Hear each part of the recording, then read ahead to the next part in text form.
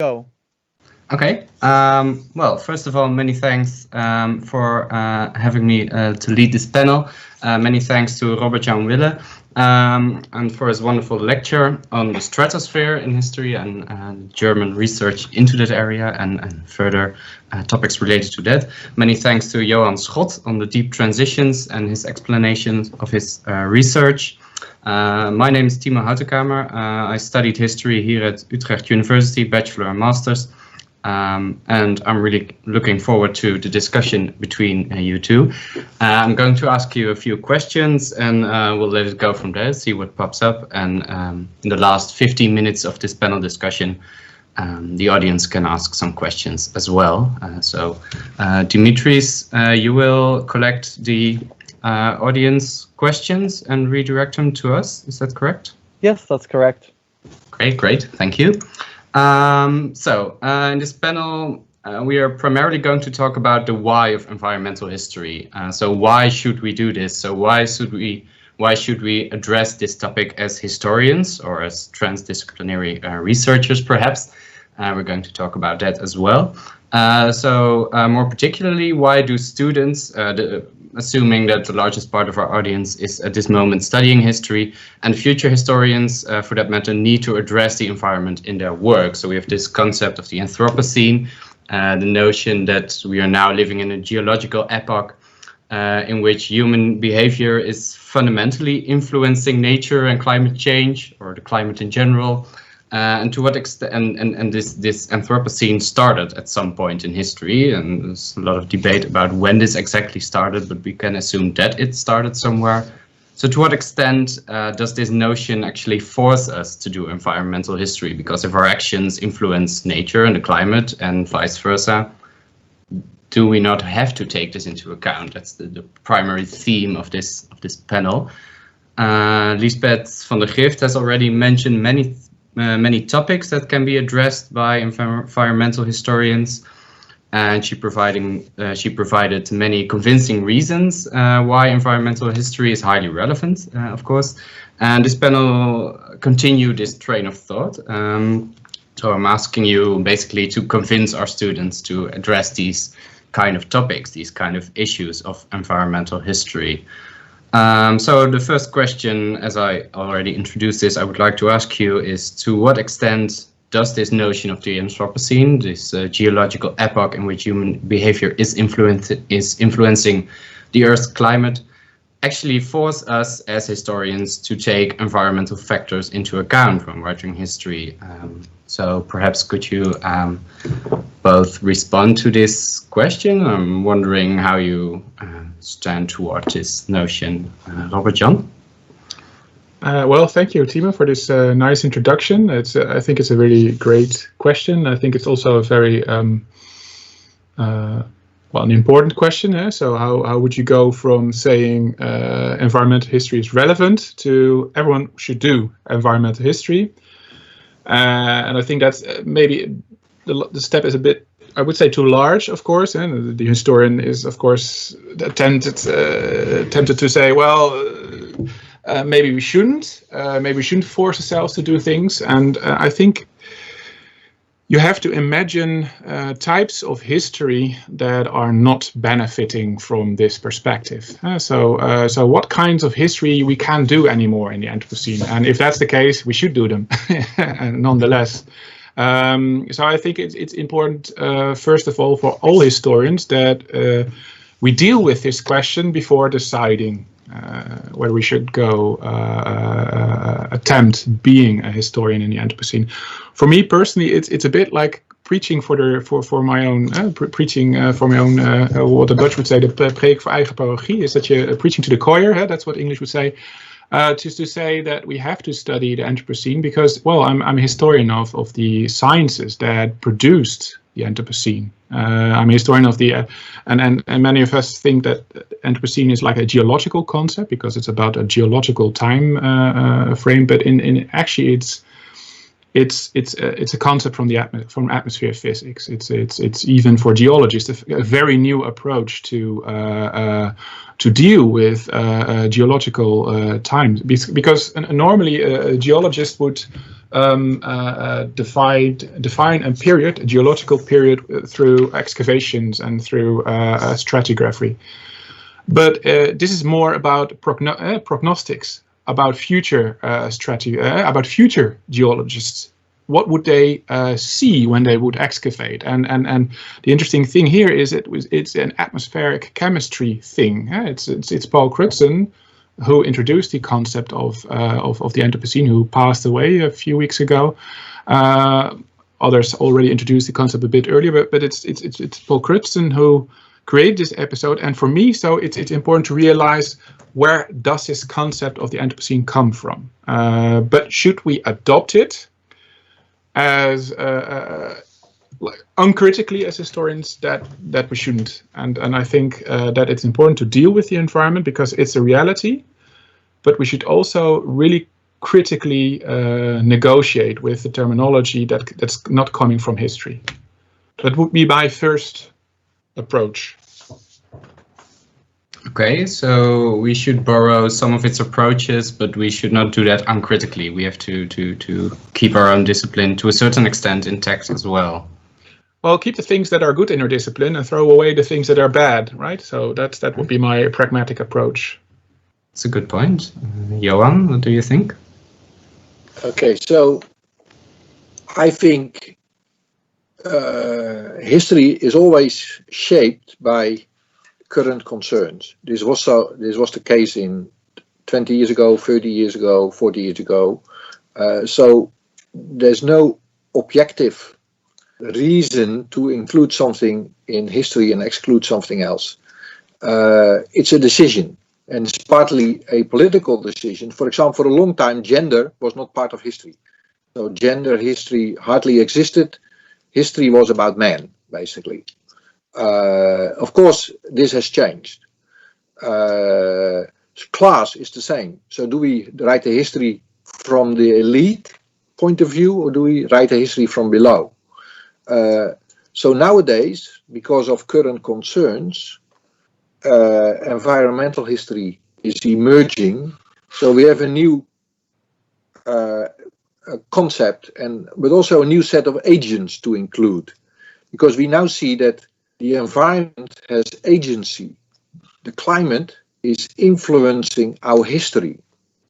And if you look back to the histories written in the past, you can see that we had a history of the 19th century, 20th century, without taking into account climate change. Or it was a kind of exogenous factor, perhaps mentioned, but not really focused on.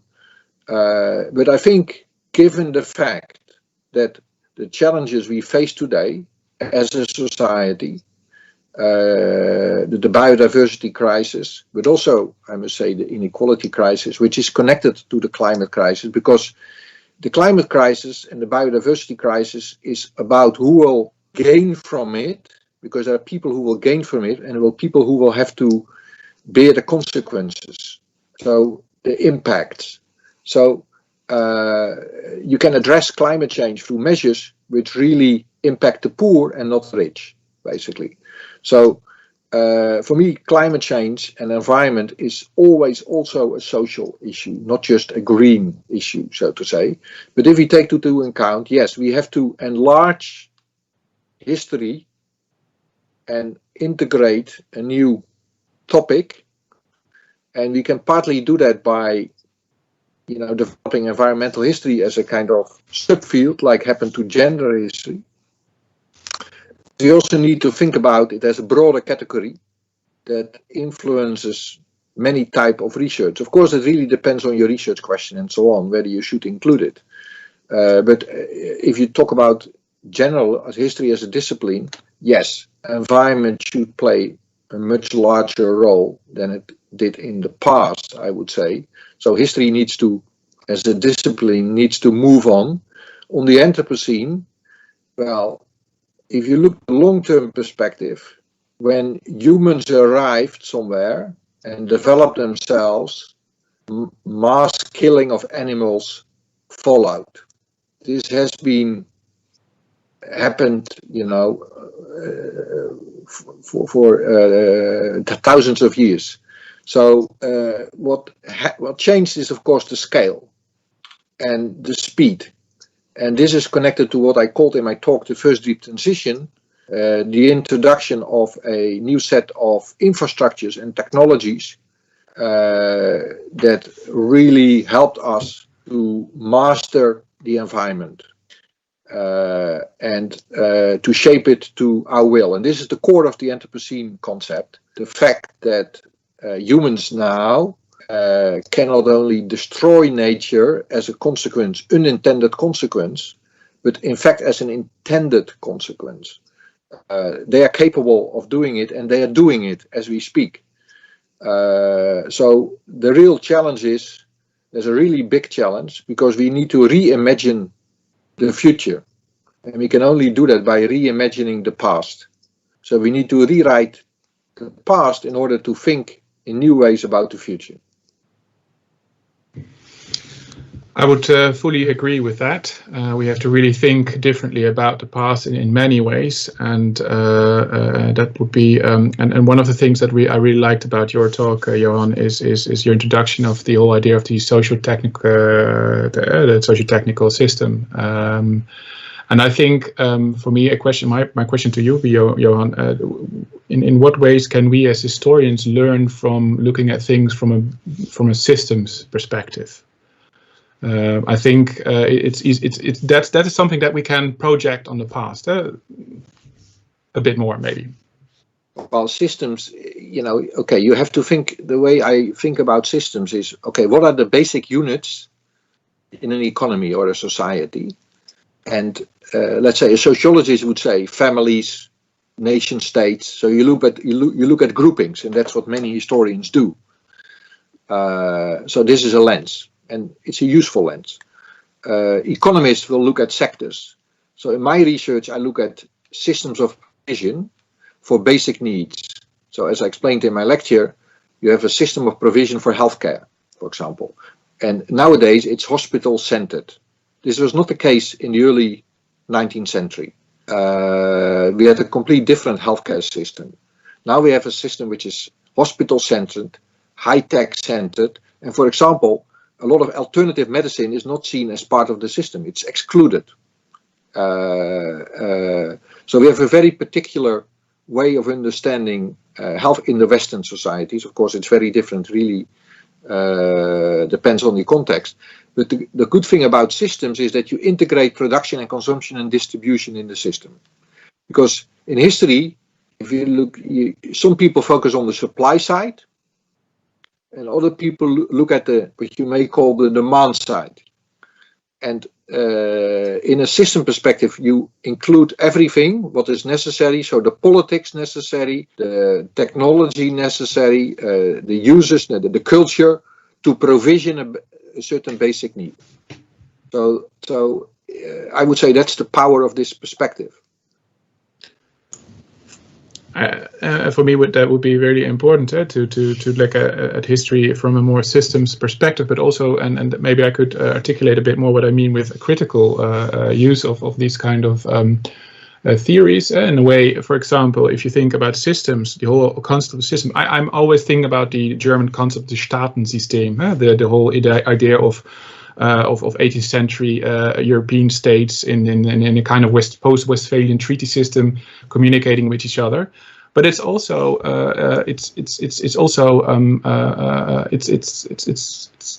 it also makes other things go away, right? So so the European state system creates less space for non-states.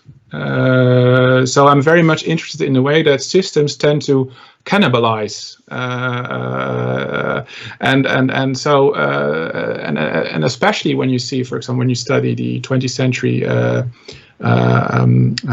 natural scientists who even start to entangle these systems of states with systems of climates and systems of thinking, so rational thinking in cybernetics, for example.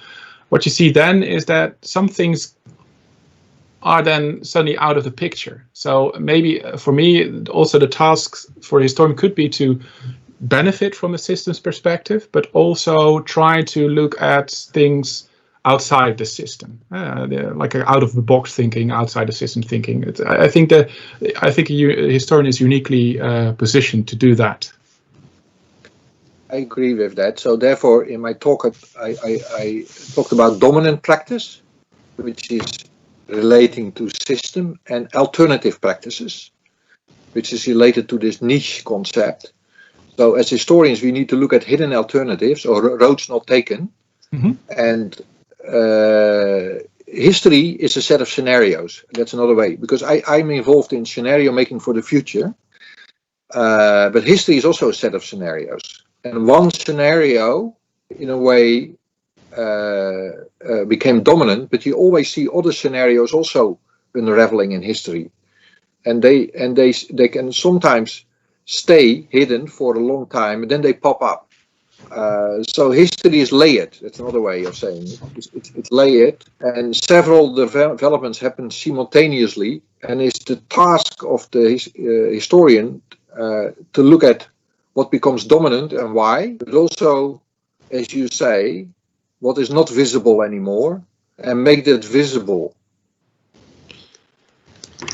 Okay, so another question that could be asked going from there, Robert Jan, in your lecture, you closed your lecture off with the question, could we create an aerial history of the Netherlands? Which is, of course, a very interesting question, which brings to mind the idea of national frameworks. And in this, in the field of environmental history, there are several voices that proclaim that there is no such thing as a national environment.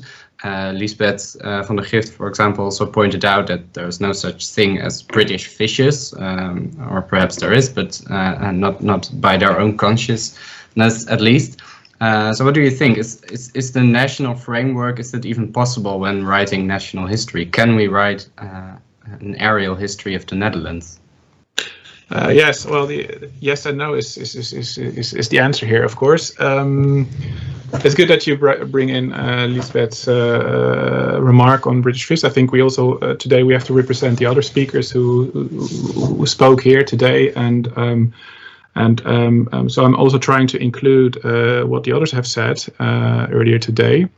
For example, also Trullenberg's talk about the Suez Canal and connecting.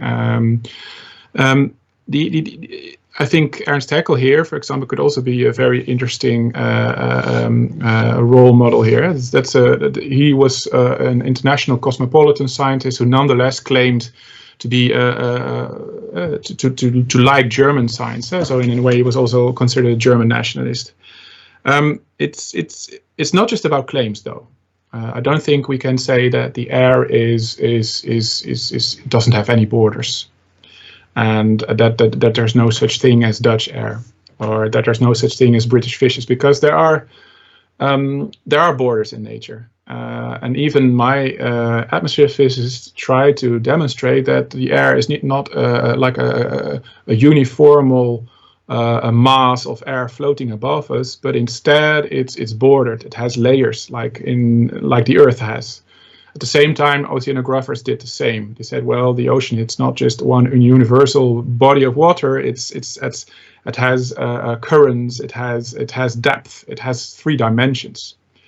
So I think both natural scientists and people in humanities agree with each other that there are several dimensions, and I think the nation is just one added dimension that humans added to all these dimensions, and I think in a way the history of air, but also the history of fish, the history of scientific expeditions through the Suez Canal, or the history of Malawi and drought. It's also the history of claims of countries claiming to solve a problem, countries to claim the air, countries to claim certain fish. So the moment Johnson talks about British fish, it becomes a British fish in the act. It's like a speech act, one could say. So in a way you can study it. So political historians now suddenly see fish as being representations. And at the same time, that also goes for air. And but at the other hand, air has this enormous. The layer of air has an enormous power. It forces Dutch people to think beyond their borders. The Rhine River forces Dutch historians to think beyond the nation state. And I think it's really important to be reflective about nations and things, but not be tricked by the idea that nature doesn't have borders. We humans have. I think we have borders. It will be too easy to just focus on humans have borders and nature does not. Yeah, I would say so. Many thanks. Johan, several times you mentioned policy. Would you propose, for that matter, continuing that line of thought to study national policies based on those claims that those policies are nationally orientated, or would you also, is there also a way to go beyond that? Do we need to go beyond that? Oh, I think when you take a longer term historical view, you can see that with the emergence of the nation state, you can see an attempt to territorialize what you may call flows. So I looked, for example, at infrastructures, transport infrastructures, but also communication infrastructures, energy infrastructures. And suddenly you get a Dutch train, you get a Dutch railway system. Well, originally, many of these lines were transnational, owned by transnational companies, but they became Dutch because so the nation state has tried to territorialize the air, but also energy, people. So we have become Dutch, and I've done a history of Europe, which tries to show that the EU, or not just the EU, but also many other European organizations, have tried to develop a European identity or a European governance. Say, okay, this is a European, and you can often see that this is doubling up. So, for example, you have a European road network which consists of national roads that are Europeanized. And how does this process work? When they fulfill certain standards, these road buildings, then they can become European and identify as European. You could argue that the 20th century has seen a strong nation state being able to make people Dutch, make goods Dutch, so whatever, and even a country, China, for example, never identified itself as a nation state.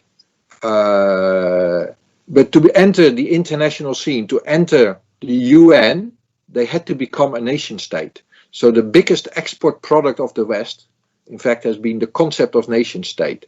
So now we see the world as existing of nation states, which is an alien concept to many parts of the world, in fact. Of course, the big debate is whether we see an erosion of the nation state, power of the nation, through all these transnational linkages. Certainly in the financial world, this is very visible. The power of the state to control financial flows is minimal, but they still control other flows. Of course, migration is another big topic. And migration, you can also talk about terrorism, but you can also talk about the virus. The virus also gets national characteristics. You have the British virus, the Brazilian, but the ability to control this by nation states is very small. So for historians, they have always accepted this container, and we've written national histories.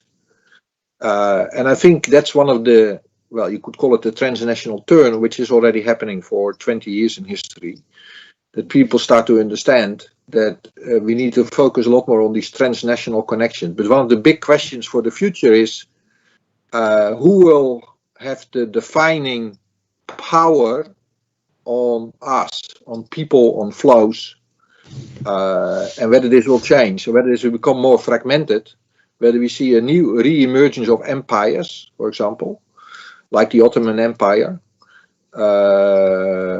This may seem a remote prospect, but I think we need to think radically about the possibilities. Okay, so in that case, it can be a historical claim, as Robert Jan said, and we need to take that seriously. And it also has its consequences, but it can also be a tool to analyze history. And we need to think beyond these tools to do a more radical history. Thank you. So we have this audience of probably historians and future historians, and well, addressing environmental history, as you have also mentioned several times, Johan, also forces us to think about the present, or rather the future, perhaps. So what does, in that case, what does addressing environmental history mean for our academic position, the academic position of historians, or in other words, as Robert Jan suggested, should we do applied environmental history or not? Robert Well, Jan, what I don't like, do you want me to answer, Robert Jan? Sorry.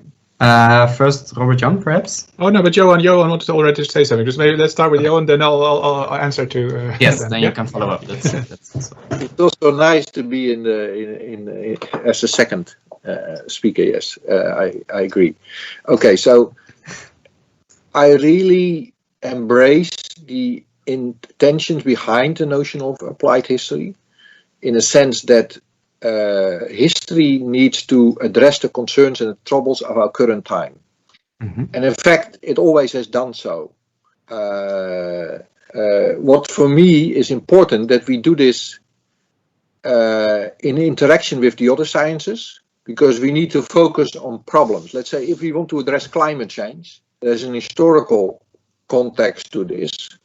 But there's also many social science and natural sciences are important. So we need an interdisciplinary and multidisciplinary approach. And we are, as history, kind of caged in a disciplinary framework. And our universities are built up through disciplines. So if we really think radically, we should rebuild universities and create a department for climate change, a department for biodiversity, a department for inequality, and bring many sciences together. So we should organize our universities in societal issues, basically. Well, you can also say you keep the faculties, because this is a very radical proposal, but you ensure more collaboration across the sciences. Mm-hmm. But the thing is that we stay focused on the troubles of our time, basically, and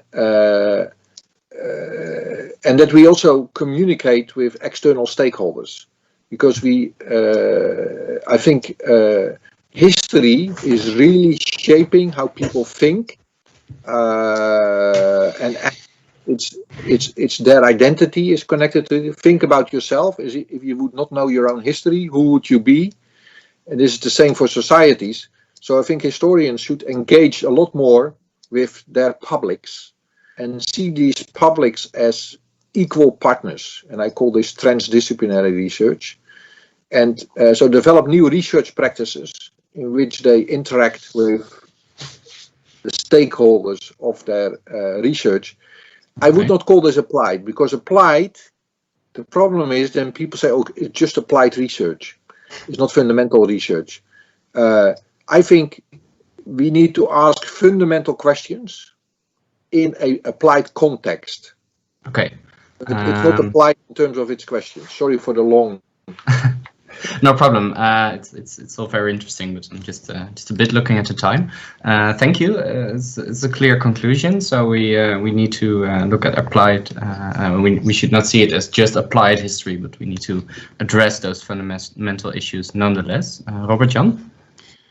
Yeah, well, I think the word applied history is an interesting concept. I think it's a really effective concept, because it's changing our minds. Like, okay, this is also, I think it's an important concept because it now invites us historians to also invest in that, because the university wants to, well, they measure what we do, and through the concept of applied history, I think we now are better able to say to our those who count what we do, to say, well, we're doing applied history. It's very important. So I think it creates for us leverage to build a larger structure of history. But at the same time, and that's I agree with Johan here, is we should not make the mistake here that we should not give up on fundamental history, but also at the same time, I think we have always done both fundamental history and always we've done applied history. Even creating a kind of tension between fundamental applied suggests as that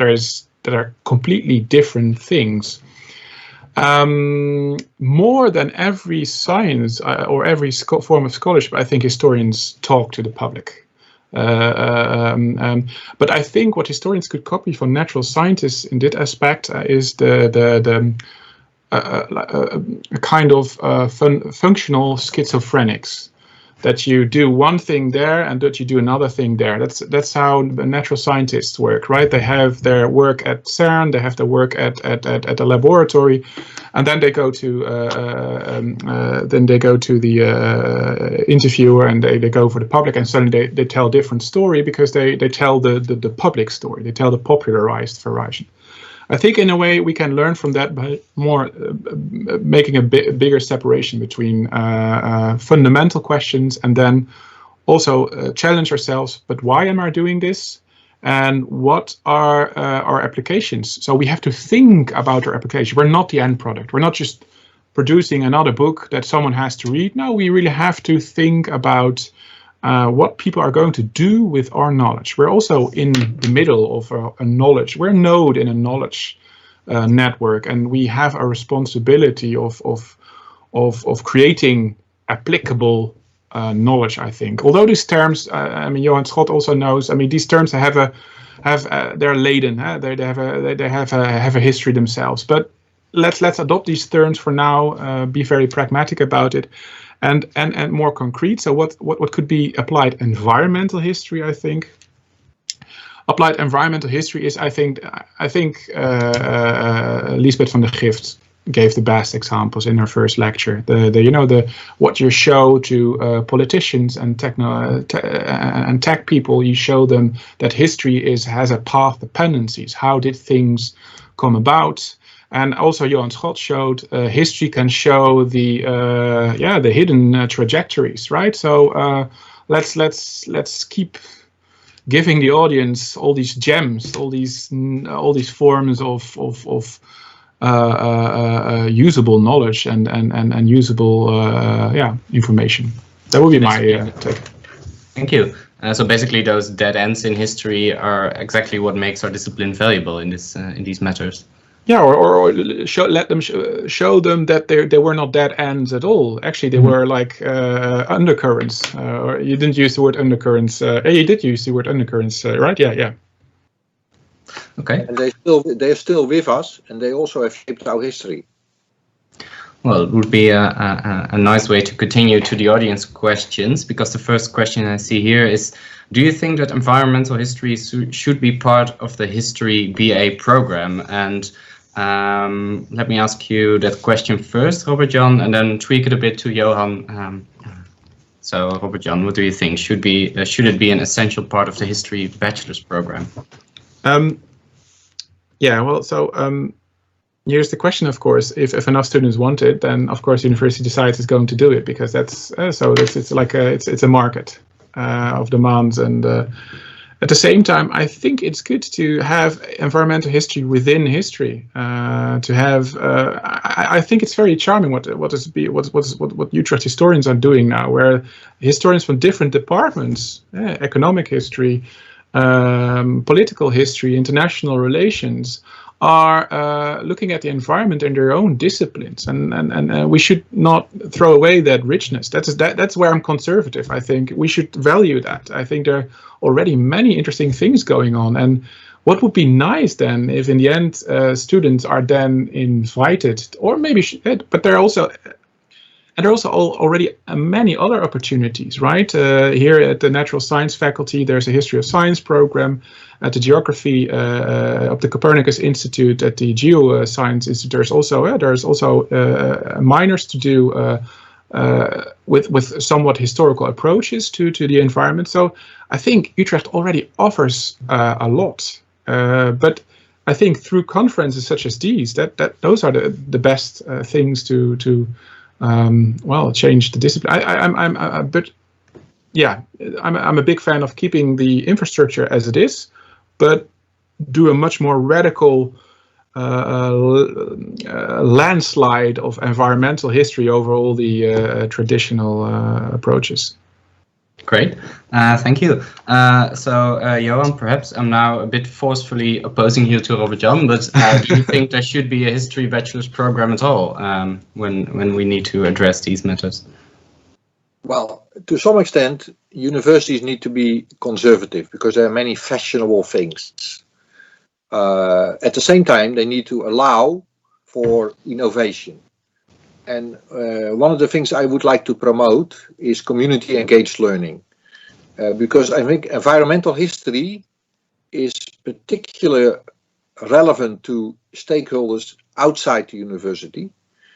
And so we can offer it as a traditional subject, with readings and seminars and but I would say let's offer it as a community engaged learning project, and that's in fact the kind of practice we try to develop at UGlobe, Utrecht Center for Global Challenges, and I am working with history students, in fact, this year with 6 students on community engaged learning projects where they work on environmental history topics but together with stakeholders. For example, last year I can tell you because I'm in the process of setting up a panel of investors who will think about how to invest differently and responding to the climate change crisis.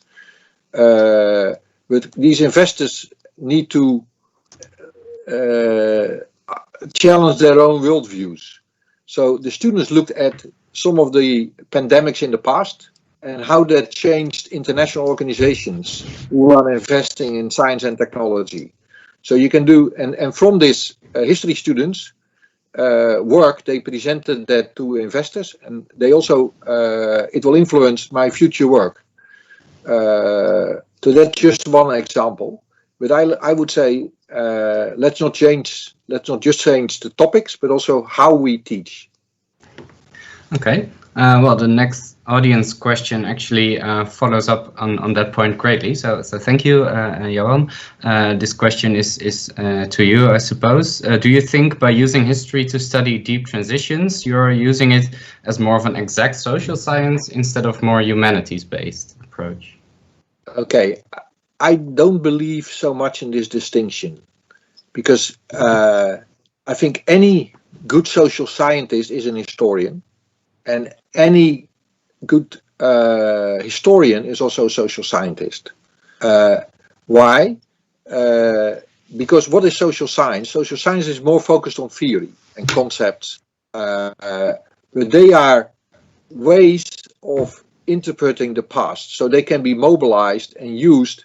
If, for example, if you want to study power dynamics in the Middle Ages, just an example, between cities and emerging nation states. In social science, there's a lot of work done on how to study power and power dynamics. So why ignore that? That's just stupid. So I think science or scholarship or it's about asking questions. And then you need to bring the knowledge together to answer the question. And this knowledge can come from the natural sciences, from the social sciences, and from the humanities. So this kind of division is a result of 19th, 20th century history, which is part of the problem. Okay, very clear. Thank you. I see we have about 5 more minutes, and as there are no more audience questions, I would like to challenge you to, in 1 or 2 sentences, both of you, to convince our students to address these issues that you've just talked about. Would you feel comfortable doing that? So could you repeat again? So on the spot, we're going to convince our students that they have to ... That they have to address the environment in their historical work, in their social sciences work, with regard to Johan's approach, perhaps. Actually, we should think of the kind of student we want to preach to, right? I think most of the students who are now in the audience are like, yes, we want to do more environmental history. Give us a BA in environmental history. Mm-hmm. So we have to address those people who are not in the audience. So we all know the kinds of students that may not be interested in the environment at all. For me, it would be that will be the most interesting audience to preach to, huh? So you would actually have to convince someone who is very much interested in, let's take the subject of the let's take a completely different subject, Roman coinage, right? So you have to try to convince historians who are dealing with Roman coinage, and you have to convince them that the environment is really important, not just because the Roman Empire was the result of environmental factors, but that Roman thinking on coins was done on coins, and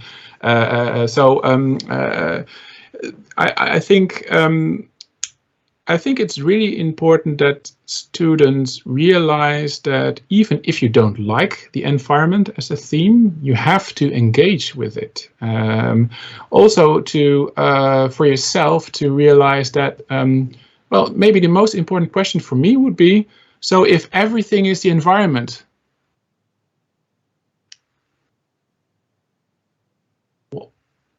then it's become a it's not interesting anymore. So we have to think about, okay, so what's not the environment? What is not environmental history? I would like a student to think about it. What's not environmental history? And if you think about that, for me, that will be that will be one of the most spectacular essays you could write at this moment. Great. It's a very good proposition. Many thanks. Johan, what would you say? As a history student, I assume you want to do relevant work. So you want to speak to nowadays concerns. One of the big concerns of current society is the fact that we have to face these deeper challenges of biodiversity loss, climate change, but also inequality. So the main question is, how can we contribute with historical thinking to these questions and help society think about it? And for this, environmental history is a crucial plank or a part of the package. Very clear. Many thanks. Dimitris, Robin, are there any more questions from the audience, or can we? Yeah, so there are no more questions from the audience. I think we can bring this discussion panel to an end. It was lovely to have you, Timo, and lead the discussion panel. I thought it was very engaging, the conversation, and I'm sure that our audience find it engaging as well. Thankfully, this has all been recorded, so if everyone has been okay with it, then we can also post this on our YouTube channel and have it available for later viewing. So convincing students to do environmental history, convincing students to look at big challenges and changes and things like that is a good way to go, I think. So hopefully other people watch this back and are able to get inspired to include environmental factors in their research, whether that comes that is on communities in sub-Saharan Africa, or it is looking at the impact of balloons in the history of science. Or whether it is applying all of that to the bigger question as to how do we go through a global challenge, whether that is a top-down thing that has to happen, or whether or not we should engage communities in do that, and whether or not there's merit in engaging our own UU community through applied history. Now, thank you all for joining this this lovely research parade.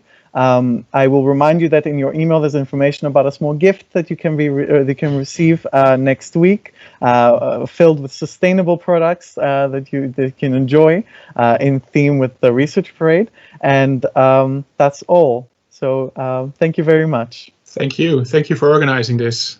Thank you. for it, yes.